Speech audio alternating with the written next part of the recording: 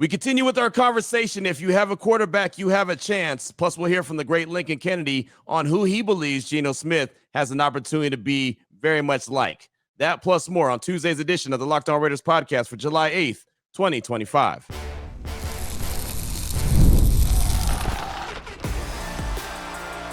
You are Locked On Raiders, your daily Las Vegas Raiders podcast. Part of the Locked On Podcast Network, your team every day.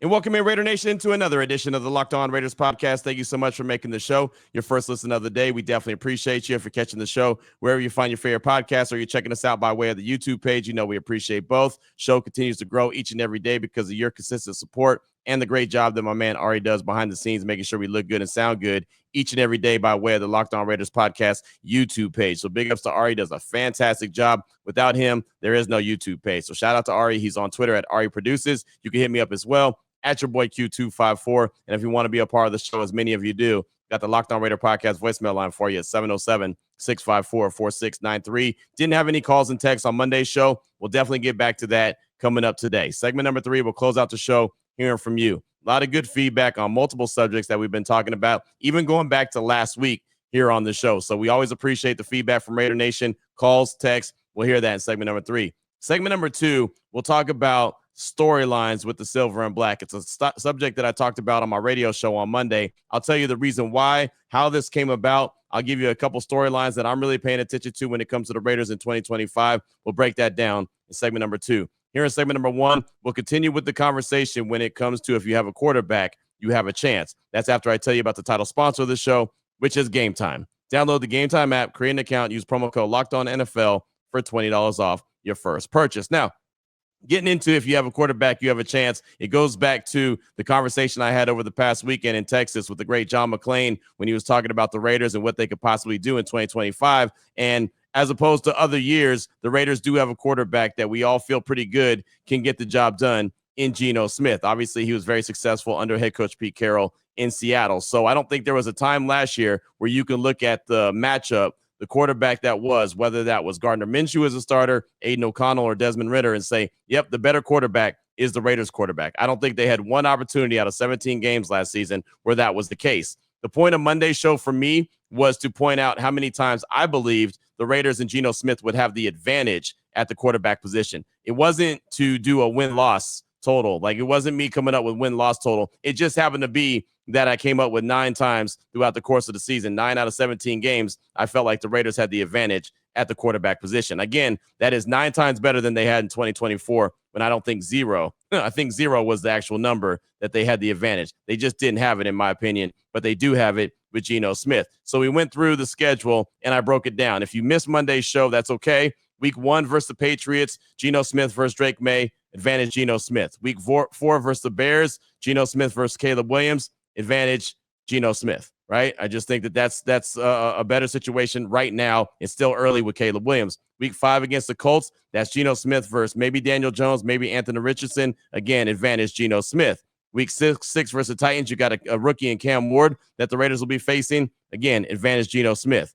Week 9 versus the Jaguars, you've got Trevor Lawrence. Geno Smith, I gave the advantage there. Week 11 versus Dallas, I was a little hesitant here. Geno Smith versus Dak Prescott, but I lean Geno Smith just because I really never know what's going on with Dak Prescott and the Cowboys. And I feel like by this stage of the game, we'll really have a good idea of how good this Raiders offense could be and how good Geno Smith's going to be with these weapons around him. So I gave the nod to Geno Smith in week 11. Week 12 versus Cleveland, I don't have any idea who they're going to be facing, right? It could be Deshaun Watson. Most likely it won't be at all. I don't think he plays at all in 2025. I don't think he's going to play ever again. It could be old man Joe Flacco. It could be Kenny Pickett. It could be Dylan Gabriel. It could be Shedeur Sanders. Because there's so many question marks there, I just gave the easy nod to Geno Smith. Week 16 at the Texans, I was a little hesitant with this one, but I gave it to Geno Smith as well since C.J. Stroud had a sophomore slump. But this is one that you can easily call a toss-up and say that these guys are very even. So that one was the one I was a little hesitant on. And then week 17 versus the Giants, Russell Wilson, Jameis Winston,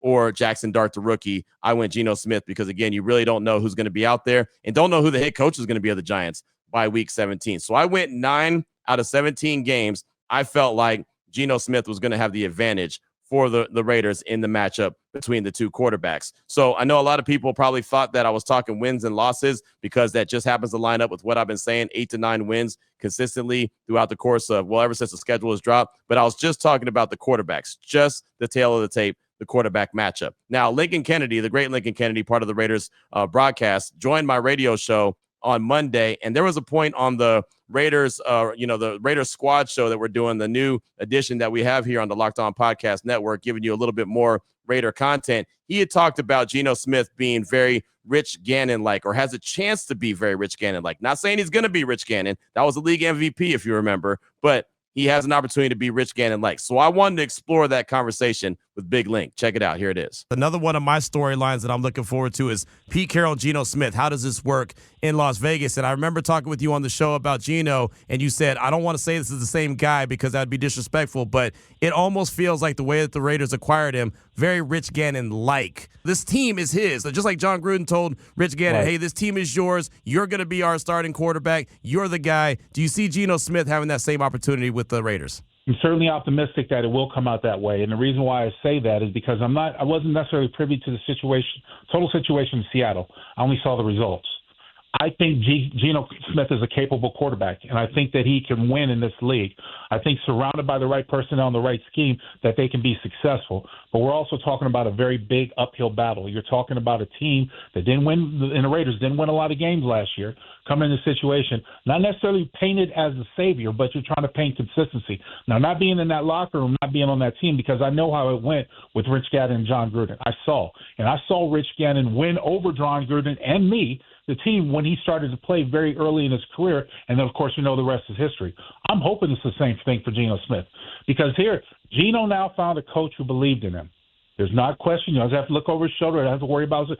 Believe in him. Raiders didn't go out there and draft a high quarterback. Mm-hmm. You see what I'm saying? So you've given all the tools mentally around you. You put all the tools around you. You've got to fine-tune a few things here and there. But just like when Rich Gannon came to us, had to fine-tune a few things here and there. You have to create a scheme that's beneficial to Geno. I think they have that. I think this is a team offensively that has enough firepower where they can compete with everyone. You just have to put it all together.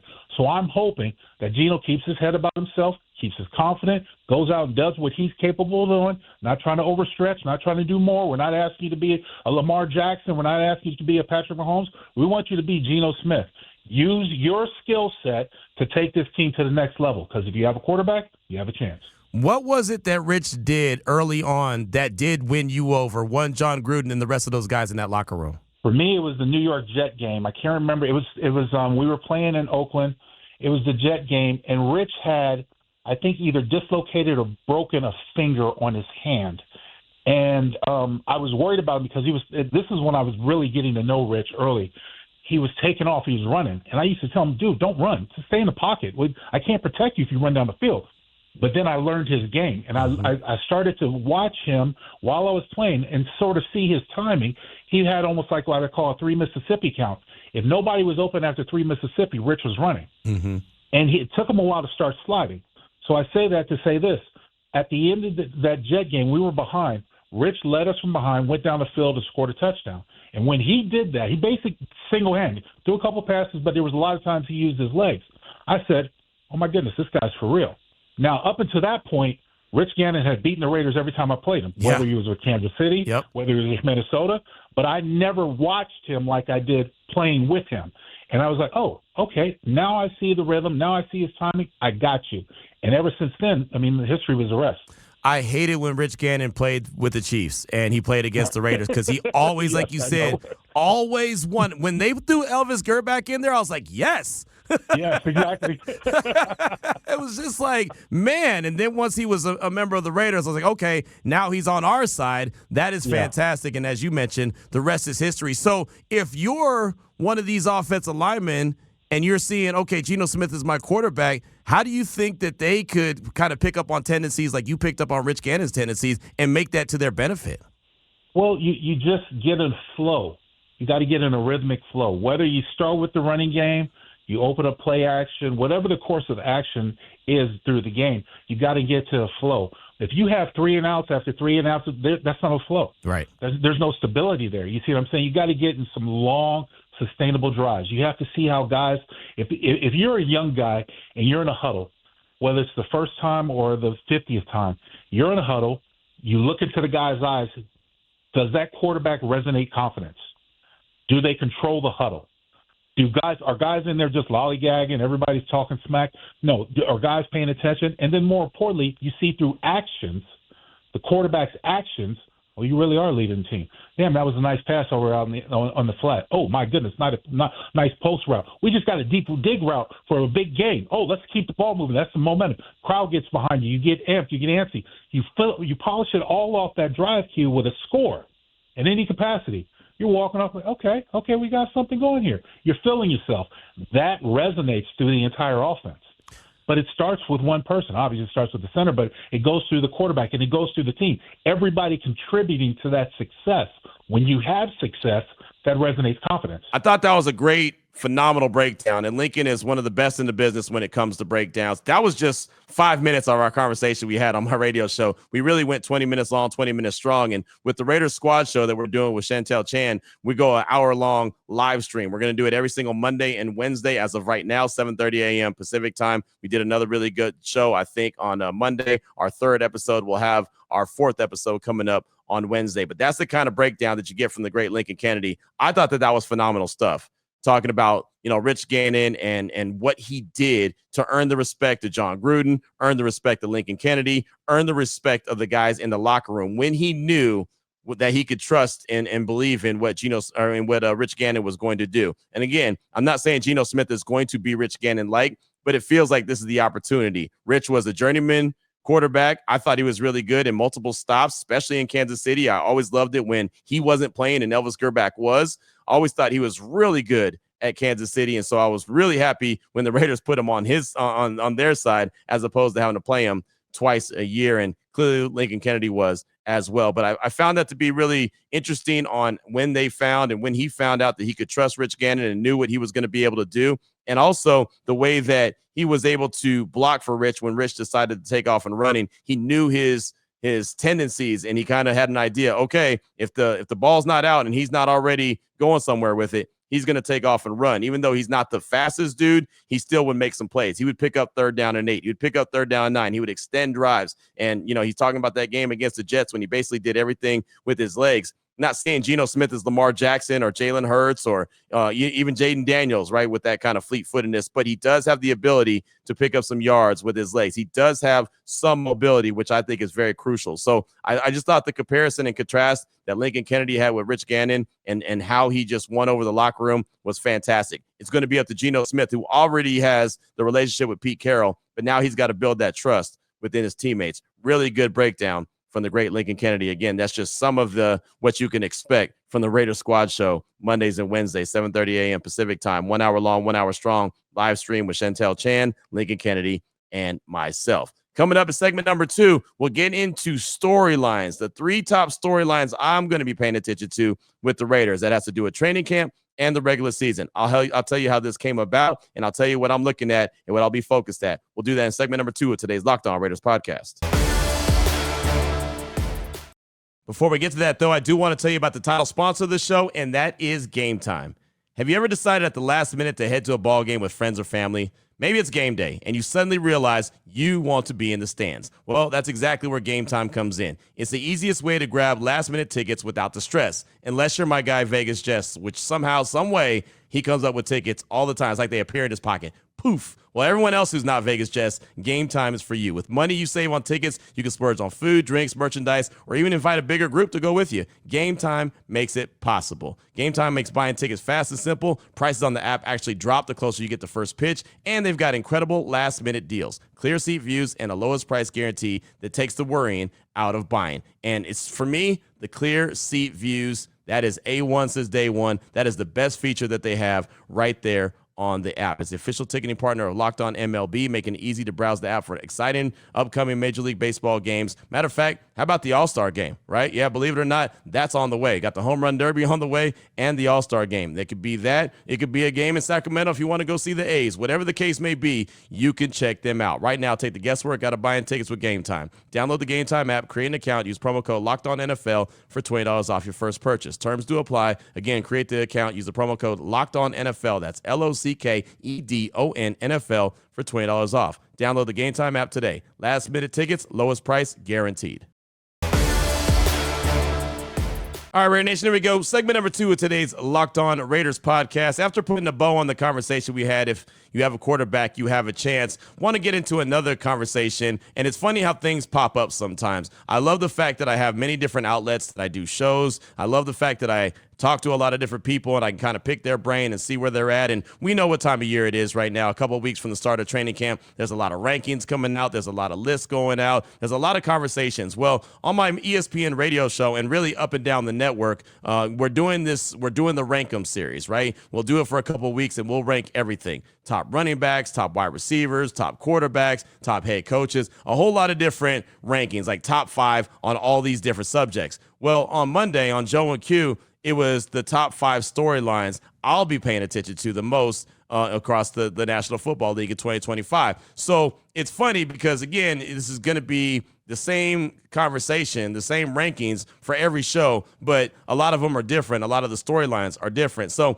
I came up with 5, and one of them was, what's going on with the Pittsburgh Steelers and all that stuff that they've got cooking this year. Another one was Travis Hunter, what he's going to be able to do with the Jacksonville Jaguars, trying to be a guy that goes both ways. Is he going to be able to play both ways? Is he not? Of course, the Eagles, can they repeat? What about the NFC East? How difficult that is. Also talked about other teams, and I got to the Raiders at the number 3 spot, and I came up with multiple different storylines just for them in general, and Ashton Genty was one of them. So it made me think, oh, wait, hold on. I could go ahead and do top 3 storylines that I'm paying attention to when it comes to the Raiders. That could be training camp. That could be the regular season. So that's how I kind of stumbled upon this conversation. And I had a good conversation about this on my radio show, Unnecessary Roughness on Raider Nation Radio 920 on Monday afternoon. But when I have a really good subject, at least I feel like I have a really good subject, I like to bring it to the podcast as well. So I'm going to give you right now my top 3 storylines that I'll be paying the most attention to with the Raiders, which could be training camp. It could be regular season. I'll give you my top 3 and why. And of course, as always, would love to hear feedback from you at 707-654-4693. Of course, that's the Locked On Raider podcast voicemail line. So first and foremost, Ashton Genty. As much as I'm excited to see what Travis Hunter is going to be able to do in Jacksonville with the Jaguars, this Ashton Genty obviously is a hotshot rookie. He's a guy that comes into the season with tons of expectations, not only just for the Raiders, but just as a running back in the National Football League. Before the Raiders ever drafted him, he came into, the draft process just with the highest of expectations, to the point where it sounded like the Jacksonville Jaguars were going to draft him even before the Raiders had the chance. There was a chance that maybe the Bears were going to trade up and try to get him, maybe the Cowboys, maybe the Broncos. Eventually, it landed at number 6 with the Raiders. And we know how Pete Carroll is with Marshawn Lynch when they were in Seattle, how he was able to ride him to getting that organization, that team where they needed to be, even winning a playoff game as a team that had won, had a lopsided win-loss record, right? They got into the playoffs with less wins than they had losses, but they still found a way to do that. And then they had the Beastquake game where Marshawn Lynch took him to the next round with the upset over the New Orleans Saints. So we know what Pete Carroll wants to do. Even before that, going back to USC with Lindale White and Reggie Bush, we know that he wants to run the rock. Ashton Genty is going to have that job, to be that lead guy and have this team really be built around him. Not to mention, that's going to open things up for everyone else if he can do that. Chip Kelly as the offensive coordinator, we know what he needs to get his offensive scheme going. That's a really good, strong run game. So Ashton Genty has some big shoes to fill. There's been conversations about, is he going to be LaDainian Tomlinson like Barry Sanders? Like, I don't want to do that to him. Those are Hall of Famers, right? He's got to write his own story. But the expectations are sky high. He's a guy that easily could have won the Heisman Trophy, and a lot of people think he got robbed for winning the Heisman Trophy because Travis Hunter was going 2 ways and was at Colorado, and there was so many eyeballs on that program. So Ashton Genty, number 1 storyline, I'll be paying attention. Training camp starting open on the 22nd. Obviously, that'll be where the focus begins, but then it'll continue throughout the course of the regular season to see if he could be that guy. I mean, there's guys like John McClain, who I mentioned before. He mentioned the first day after the Raiders drafted him, and he was a guest on my radio show, he said, Offensive Rookie of the Year right there, Ashton Genty. I'm sure if you go to FanDuel.com right now, they've got Ashton Genty as the favorite to be Offensive Rookie of the Year. I didn't check that, so you'd have to go and check to see if I'm right. But just, my gut feeling tells me that everyone's expecting Ashton Genty to have a monster season as a rookie. Though that's a lot of expectations and a lot of hype to live up to. Number one storyline for me for the Raiders for the 2025 season. Then number two, young players in general, right? Not just Ashton Genty, but Darian Porter. Not just Darian Porter, but, Caleb Rogers, right? I mean, just guys that the Raiders drafted. Jack Besh, Dante Thornton Jr., excuse me. Guys like that. There's expectations for them. There's also expectations for guys that aren't necessarily rookies, but still young. DeCam Richardson, Jacorian Bennett, Big Mike, Michael Mayer, right? These guys are still relatively young. Tyree Wilson going into year 3, right? Can he step up and be that guy? So this Raiders team, I believe, is really going to rely heavily on young dudes. I don't see them going out and making a bunch of moves for veterans like a Amari Cooper or a Keenan Allen, or going and making a move for a Stephon Gilmore or someone like that at the veteran position unless they have to.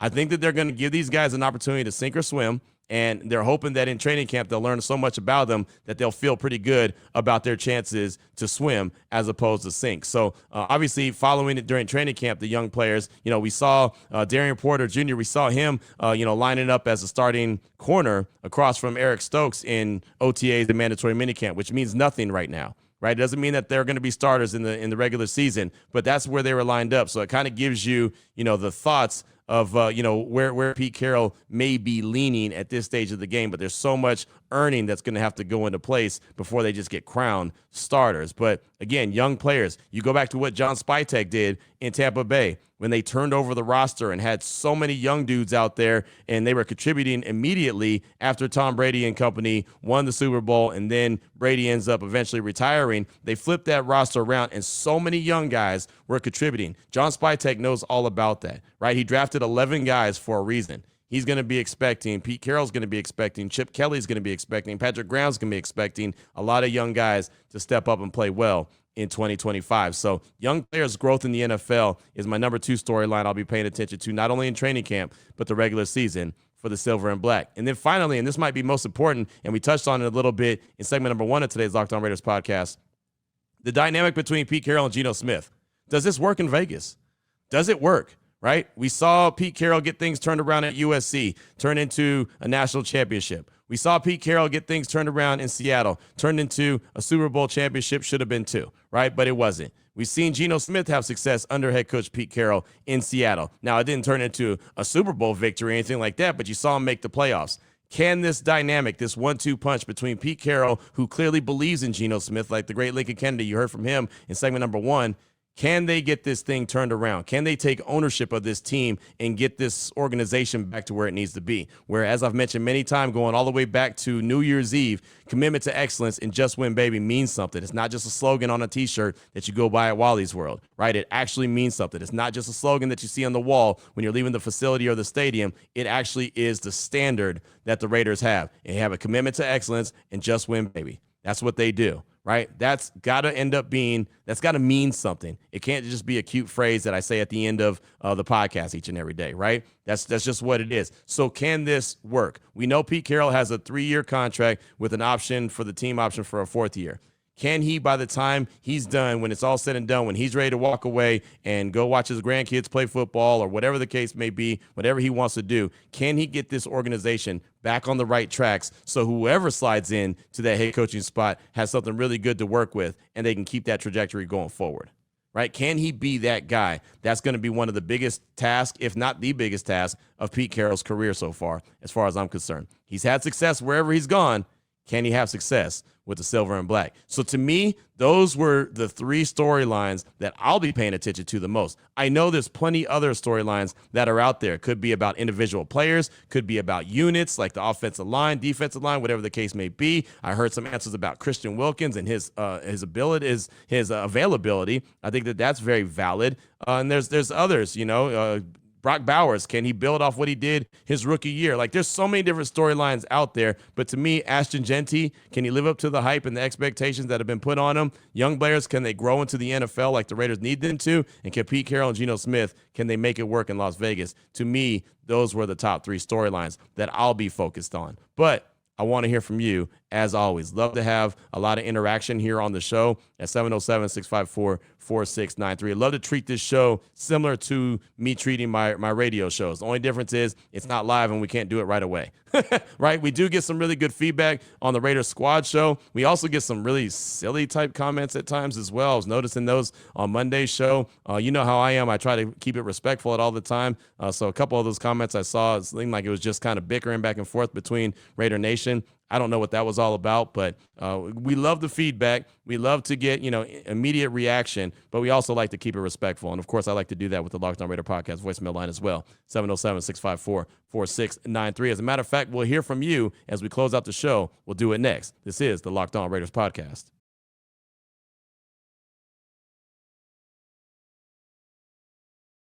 Here we go, Raider Nation. Segment number 3 of today's Locked On Raiders podcast. Your time to shine. Want to hear from you. 707-654-4693. Let's start things off with a call from Sacktown Mark. He's calling to react to my Geno Smith advantage or disadvantage, give his quick thoughts, and then talk about the battle in the AFC West versus other teams and their quarterbacks. Here's Sacktown Mark. Hey, Q. This is Sacktown Mark. Just wanted to quickly respond to your breakdown and comparisons that you did between Geno Smith and the other quarterbacks the Raiders will be facing throughout the season. I basically agree with your list, except for Houston. I feel like Geno Smith or C.J. Stroud's really a coin flip for next season. But that's not the purpose of my call. The purpose of my call is just to talk about the AFC West and how I agree with you that, the Raiders quarterback situation is going to be, is probably the toughest, or the Raiders have the most to prove at the quarterback position next year. There we go. That's what I was trying to say. And how realistically, I think in order to have a shot at the playoffs next year, they got to at least split with their division. Whether that's, sweeping the Broncos or sweeping the Chargers and then winning a game against the other team and losing out to the Chiefs. I just think at least winning 3 games within the division is what they're going to have to do. And, I think that's a possibility. I think it's very possible that they will do it, but man, it's tough when you and the Raiders just consistently have, the least ideal quarterback situation in the AFC West. So, I know I'm not saying anything earth-shattering or groundbreaking here. It's like, oh, you got to take care of the division. You got to win in the division. But next year, because it's such a competitive division, there's really those games are going to be pivotal. Like if you lose over half of those divisional games, like obviously already the division title is already kind of a long shot for the Raiders just because of how competitive of a division it is. So if you're trying to hit a wild card spot or something, like you have to at least break even within the division to just make that happen.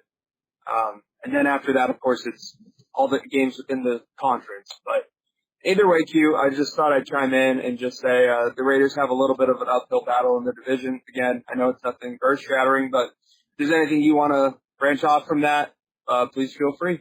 Thank you again for all that you do, and go Raiders. Sacktown 916, stand up. Great call. I can see Stroud, as I mentioned in segment number 1, and Geno kind of being on the same level or a push. I'm good with that. That makes a lot of sense. And yeah, the AFC West, you're absolutely right. So competitive. It could very easily be the toughest division in football. I know there's an argument for the AFC North, the NFC North as well. But yeah, I absolutely believe the AFC West is going to be a dog, and is a dog, as 3 out of the 4 teams made the playoffs in 2024. The Raiders will be, in my opinion, much more competitive, much more focused. There's a proof of concept with Pete Carroll. But, what does that mean in a loaded division with 4 head coaches that all be Hall of Famers one day?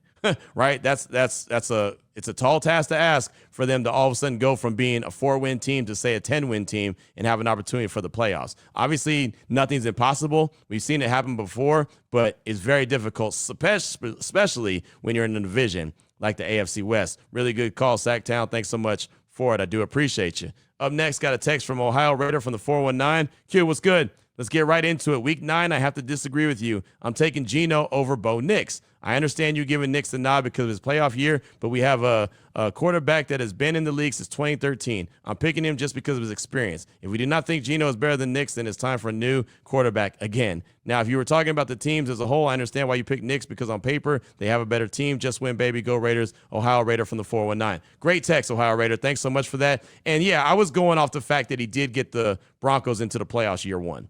I didn't want to discount that. I think that stands for something. Now, is that his ceiling, or is he going to continue to grow? So I went back and forth on that one. Should I pick Geno Smith because of the experience, or should I not?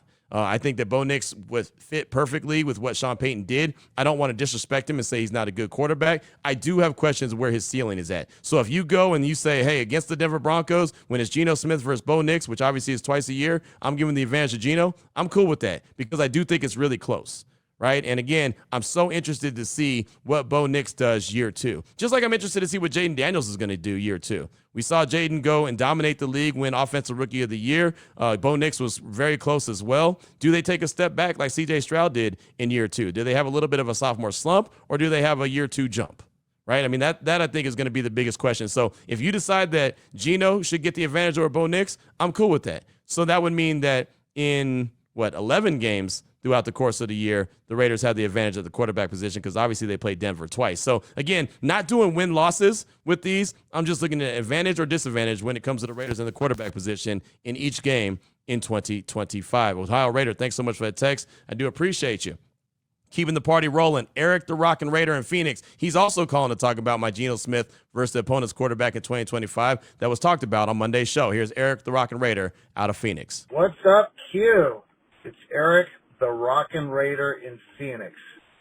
Just listen to your quarterback comparisons, rating out the Raiders season as I think it was 9-7 is what you came up with. I guess that'd be a 9-8 based on how many games they play now. And I think the only place where you missed on that, there is no way the AFC West teams are all going to sweep the Raiders again this year. You're giving the Chiefs, Chargers, and Broncos all 2 wins against the Raiders. So, for sake of argument, let's say that one of the other games you picked, we don't win. Maybe the Jaguars upset us or whatever. But we actually pull off wins, at least 2 of those 6 games, and go 2-4 against our division. That would put us at 10 wins. And I now think that that's doable. I had us at 9 wins before, but based on your breakdown, I feel like we can win 10 games. There's just no way we're getting swept again, Q. Tell me if you disagree. By the way, love the Squad Show. Keep that up. You and Link, that's some good stuff right there. Appreciate everything you do, brother. Keep rocking for the Raiders. Eric the Rockin' Raider out. Thank you. And Eric, thanks so much for the call. Appreciate you. And kind of like I explained earlier, I wasn't given win-loss totals with these, who's the advantage quarterback or not. That's all I was doing, was going through and saying, all right, this game, week 1, it's the Patriots. It's Drake May. All right, advantage Raiders. Geno Smith, I give him the nod over Drake May. Week 2, against the Chargers, I know it's at Allegiant Stadium, but it's Justin Herbert. Give the advantage to the Chargers and Justin Herbert. All right, week 3, you know what I mean? Like so on and so forth. That's what I was doing. The Commanders, right? You're going up against Jaden Daniels. Who's the better quarterback? That's all I was doing, was breaking it down because, again, as I mentioned at the top of the show, there was, in my opinion, no times. There might have been one time, but it felt like 0 times in 2024 where the Raiders had the advantage at the quarterback position. So when John McClain told me, Q, if you have a quarterback, you have a chance, it made me think, that's a good point. How much of a chance do the Raiders have? So I'm sorry if it came off like I was giving a win-loss total. I know that at the end I said 9 games, and that's kind of where I've been with the win-loss total. So maybe that made it a little bit confusing. But I definitely wasn't giving a win-loss prediction at all because, yeah, I don't think that the Raiders are going to get swept in the AFC West again like they did last year. I don't believe that at all. I actually think that they'll probably split with it. I think they'll probably split with all 3 teams, to be honest, because I'm hoping that Week 18 game in Allegiant Stadium will be the first victory for the Raiders versus Kansas City in Allegiant. I hope that game really means something. So, yeah, it was just strictly talent, the tail of the tape. Geno Smith versus every quarterback. So that's all. And like I said, sorry if I made that a little confusing, especially towards the end of the show. My apologies, but really good call. It's always good to hear from you. Just got time for a couple more. We'll take this one from Zach in Orangeville, California. His text says, what's up, Q? First time texting in. This is Zach from Orangeville, Cali. Wanted to chime in on the Geno Smith thing. I have absolutely no problem with it. Show that fire, show that intensity, show that will to win. There is S-talking in every sport I've ever played, especially football. None of us know what was said on that field. I'm not sure why it's a bad look anyway. He's always been professional. He's always been polite. Let the man cook and make it known he's a dog. I love it. I'm excited about this year, excited about the years to come. Finally, thank you for all that you do. You and R, you start off my week and start my weekend off better. Oh, and last thing, I made my wife sign a contract before we got married. My first child will be a Raider fan. No ifs, ands, or buts about it. She's a Donkey fan, which makes life a little rocky on Sundays. But hey, God's got us. LOL. But can we get back to 5 years of being those Broncos? Take care. Raiders. That's Zach in Orangeville, California. That's funny. I like that when it comes to your firstborn has to be a Raider fan. And I think that that's the no-brainer anyway, right? That's what I told little Q and littler Q when they're born. Like, you could pick other teams, but I'm also young to have enough, have more of you, right? I can let you go on and be somewhere else. I kid. I say that just joking. But yeah, I was very adamant about that. With my two little ones when they were youngsters, right? You got to learn them early, right? You got to teach them the right way early. I think that's called good fathering. Yeah, and as far as Geno Smith and that whole situation that happened at the 7-on-7 tournament there in Florida and, the 30 seconds that was caught on film, what you said about none of us know what was said on that field has been my biggest point of the whole situation. I didn't mean to bring it up and make it a big deal at all because we don't know. And that's all I was trying to say is that let's not rush to judgment and say, and judge a guy off of 30 seconds of film when we don't know what led up to it before and we don't know what happened after either. It was just something that was out there. It was put on social media by one of those aggregators, and you know how those things go. So, again, I don't want them setting a bad example for kids, and that point's been brought up multiple times by multiple callers. I get that, and I think he understands that as well. I just didn't have a ton on it, only because, like you said, none of us know what was said on that field as well. So thanks for that text. Definitely appreciate you. And we'll close out with a call from Kenny, Raiders fan in Patriots country. He's calling to talk about a few topics that we were talking about last week. Here he is, Kenny, Raiders fan. Thank you. This is Kenny, Raiders fan out in Patriots country, calling in about a couple topics from last week, actually. We were talking about TJ Watt possibly being on the move, and it just popped into my mind. With all the issues with Christian Wilkins' foot, as much as I'd love to see him, play a full season with the Raiders, or at least most of the season at this point, doesn't seem like it'd be a full season. Do you think that's a possible trade candidate to get TJ Watt? I know we need that help on the interior, but Max, TJ, and Kuntz on the outside, move Wilson inside. It's going to make the job of the interior much easier if the offenses have to account for not one, but two of the top five, if not arguably top three edge rushers in the league. So just something that I was thinking of. Obviously, it wouldn't be a straight-up trade. Steelers aren't going to take Christian Wilkins injured for TJ Watt, and even if he wasn't injured, it wouldn't be straight up. But, maybe some other package, maybe a one in 2027 instead of 2026, or a huge package. I don't know. But it's just something that popped into my mind to get that. And then on the other hand, maybe it's something where Trey Hendrickson from the Bengals, he's not TJ Watt, but he's been the sack leader, the last 2 years? And that's with pretty much no help. Maybe it's an easier trade, and we can either keep Wilkins, or maybe that is a straight-up trade, or, you throw in a mid-rounder to sweeten the pot for the Bengals. But just a couple things I was thinking of. I don't know what you think, if they're realistic or not. Love what you do. Thanks for the show. Listen to it every day on my way into work. Helps me get through the 35-minute commute. So, go Raiders! Big Ken, thanks so much for the call. I appreciate you. And as far as the trade for TJ Watt, multiple things here. I don't think that Pittsburgh's really going to let him go. Two, I don't think he's even going to he would be a good fit with the Raiders, because if you remember and you go back and look, him and Max Crosby line up on the same side of the field so much, right? They line up on the left field side of the field over the right tackle, right? Depending on how you're looking at it, they always line up over the right tackle. Now, I know that you've seen Max over the left tackle multiple times, but they're most effective where? Coming against them, playing against the right tackle. That's where they both, play really well at. Not to mention, TJ Watt's making $28 million a year right now, and that's not good. He wants to make Myles Garrett money. That's $40 million a year. The Raiders just paid Max Crosby $35 million a year, right? They're not, I don't see any way, any shape, any form that John Spytek is going to say, yeah, let's invest over $75 million in that position.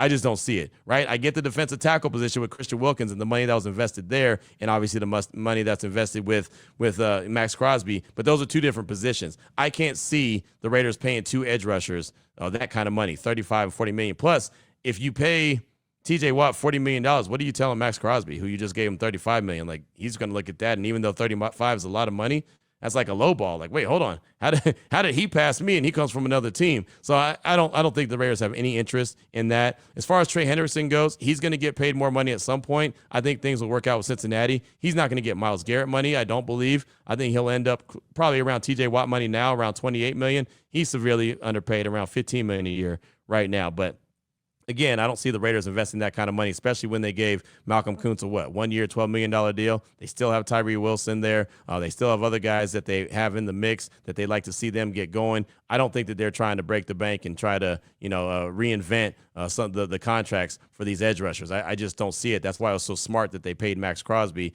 ahead of Danielle Hunter, ahead of Myles Garrett, ahead of TJ Watt, ahead of Micah Parsons. They got out in front of it. Remember, Max Crosby was the highest paid non-quarterback in the league for about 4 days.